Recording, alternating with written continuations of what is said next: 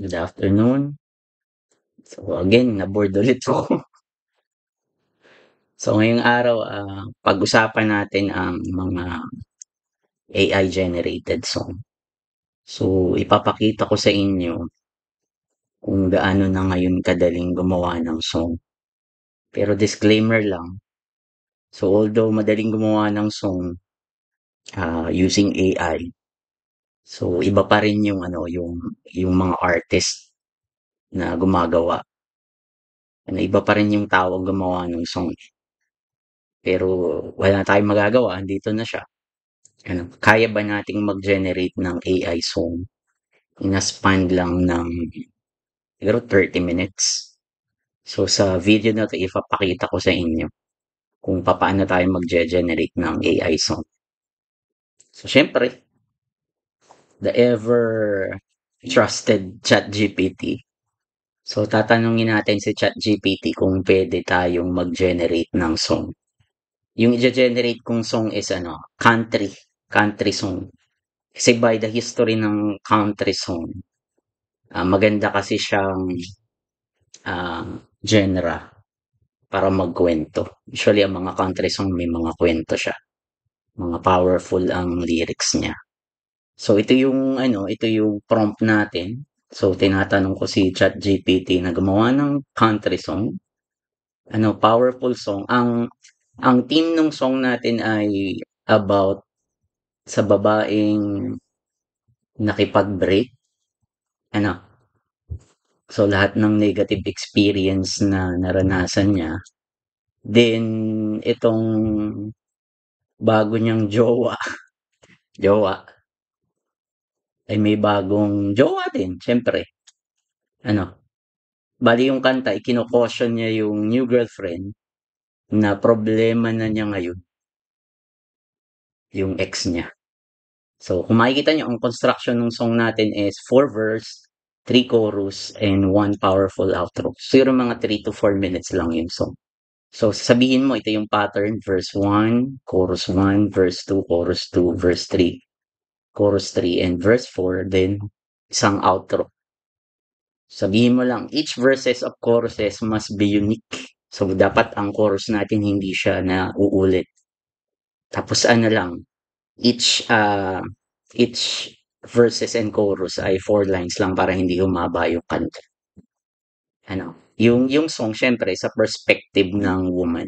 By the way, kapag magpo-prompt ka sa ChatGPT, the more na mas specific ka, mas maganda yung ibibigay niya sa'yo. And we are using O3 model. Po tayo, naka ChatGPT Plus, ehem, ahon, ahon na ahon. 'Di ba maganda kasi siyang for coding din 'pag nagpo-program ako. Hindi naman ako totally nagre-rely sa ChatGPT. Kasi may mga studies nga na kapag over-reliant ka sa ChatGPT, yung critical thinking mo nagsasuffer. Ano, research na yan ng MIT, isang sikat na institute or university sa US. So, hindi ko na patatagalin So, ito yung prompt ko, then nag-generate siya ng lyrics. He's your problem now. So, yan yung natin, yan yung title. So, may mga lyrics lang. So, kinapi-paste ko lang siya sa notepad. So, may mga binago lang akong lines. Very minor lang yung mga lines. So, ito yung kanta. Female voice, country, rhythmic, dance, groovy. So, ito yung title. Then, kopyahin mo to. So, papaano natin lalapatan ng music. So, merong website na songer.com. Okay? So, since ako ay may link through referrals, di nakaipon ako ng credits. Ito ay paid version na to actually. Pero may mga credits lang akong naiipon dyan. So, ang gagawin mo lang, so, ika-copy paste mo. Ka-copy paste mo siya. Okay? So, pag kinopy-paste mo na siya, edi ito na yung lyrics. So, merong so ita-type mo yung since kabisado ko na nga 'to ano. So, sasabihin ko ito ay female voice. Tapos may dito sa notepad natin may naka-side kung anong genre. So, country rhythmic dance groovy. So, iseset mo lang dito. So, country rhythmic, basta pipili ka lang dyan. Then, create song. So, actually, ito na-generate ko na. So, ito yung na-generate na natin na song. Okay? So, based dun sa lyrics, ito yung magiging niya, preview.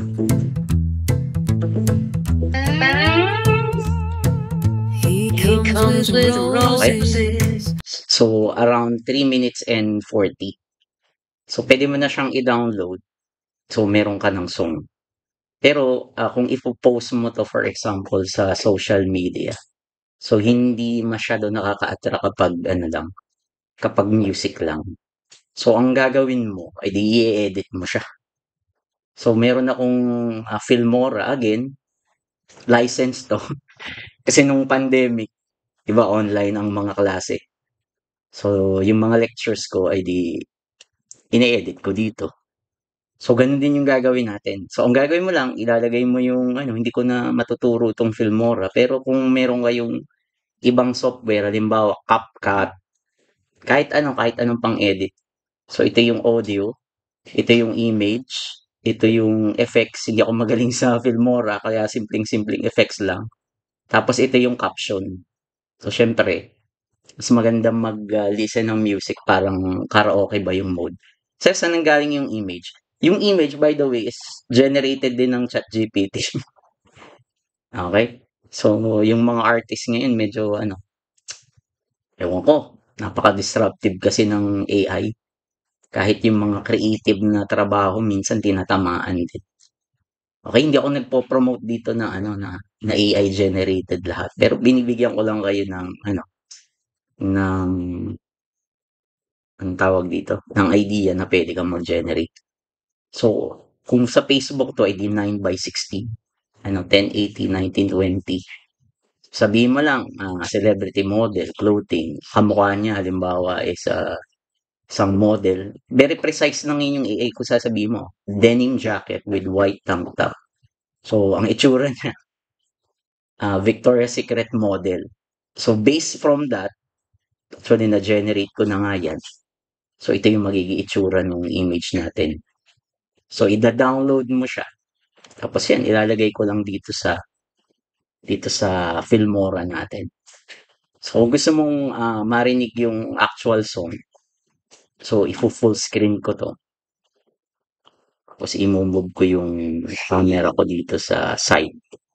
Para makita nyo din ako. Then, i-mute ko yung mic ko. I-mute ko siya.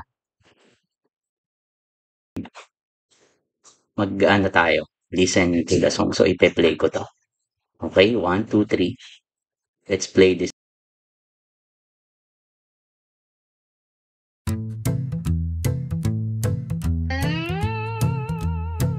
He comes with roses, but hides the thorns. Says all the right things when he feels scorned.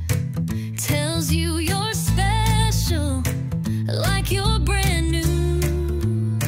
But I wore those lies in a size 6 shoe. So good luck with his late night calls, the silent treatments and drunken falls.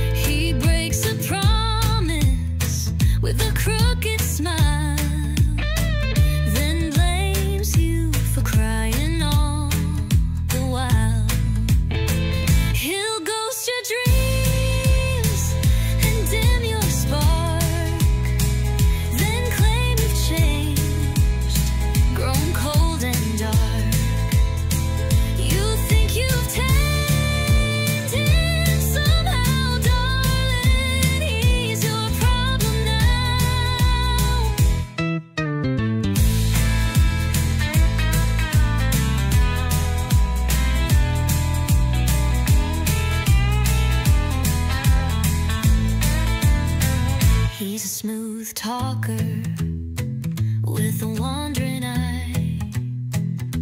Swears he's honest, but that's a lie. He'll spin you stories that never land, then ask for grace you'll never understand. So when you're staring at your empty bed with all his sweet words in your head, just remember I wore that crown. Hey baby, he's your problem now. No hate, no heat, just facts I give. You'll learn the cost of how he lives. He ain't evil, but he don't change. And love with him is just a cage. So hold him close if you still can, but don't say I didn't warn you, man.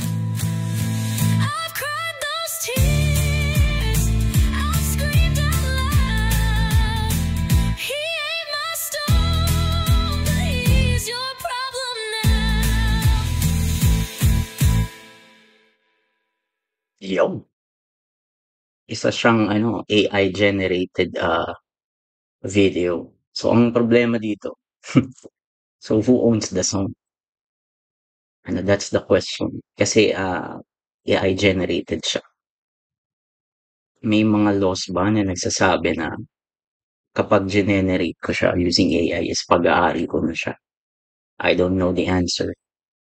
But, ang pinakita ko lang for today is, kaya natin mag-generate ng song using AI. But again, ah, mas maganda pa rin siya kung human generated. Kasi para ma-capture natin yung yung emotion. So, shout out dun sa mga natin composer. So, for me hindi sila puwedeng palitan. Puwedeng gamitin yung AI para mapabilis yung work nila. But for me, genuine song pa rin. So, that's it for today. So, kung nag-enjoy kayo, follow niyo na lang ako. Wala tayong ngayon technical tutorial. So, lang 'to, naisip ko lang. Thank you.